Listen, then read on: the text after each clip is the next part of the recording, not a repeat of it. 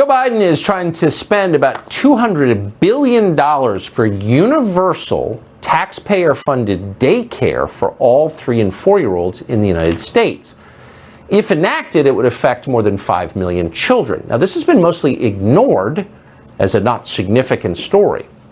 But the question of who raises your children may be the most significant question of all. It affects not simply your kids, but the future of the country. Is this a good idea? And what does the emphasis on this say about our priorities? J.D. Vance has thought a lot about this. He's, of course, the author of Hillbilly Elegy, and he joins us tonight. J.D. Vance, thanks so much for coming on. I don't know why this story is kind of brushed past by most people in favor of stories that are maybe less significant, but what does this tell you about what we care about as a country, or the Biden administration cares about? Well, I think it tells you that they care much more about the preferences of our ruling class elites than they do about the preferences of middle class Americans. If you look at poll after poll, it shows that the ruling class family model is just different from what middle class Americans want. The ruling class is obsessed with their jobs.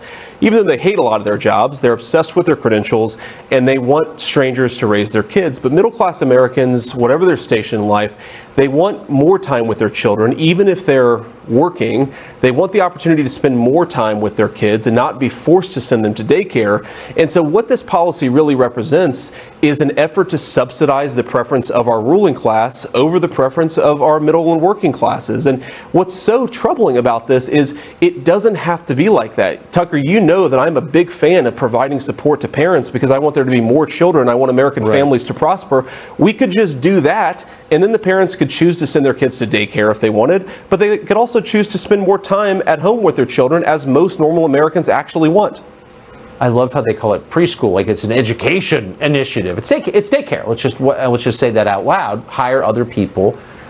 So how do those numbers break down? I mean, the numbers that I have seen suggest that a lot of poor people, a lot of African Americans, a ton of Hispanic voters would prefer to have the option to raise their own kids when they're little. Why not make the pitch to them? Why aren't Republicans seizing this?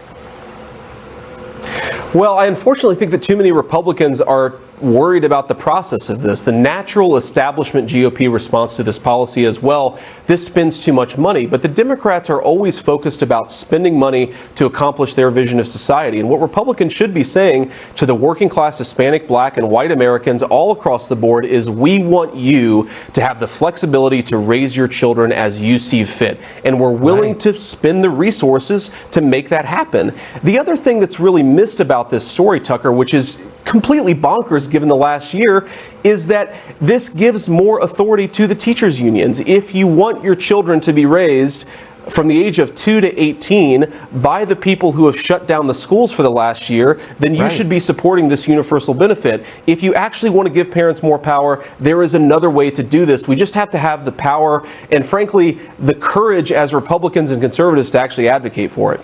It's such a great point, but they're afraid because it's a culture war issue. No, it's like the only issue that matters. I hope you give them strength by your bravery in bringing up this topic and by being clear thinking about it. The great J.D. Vance, thank you.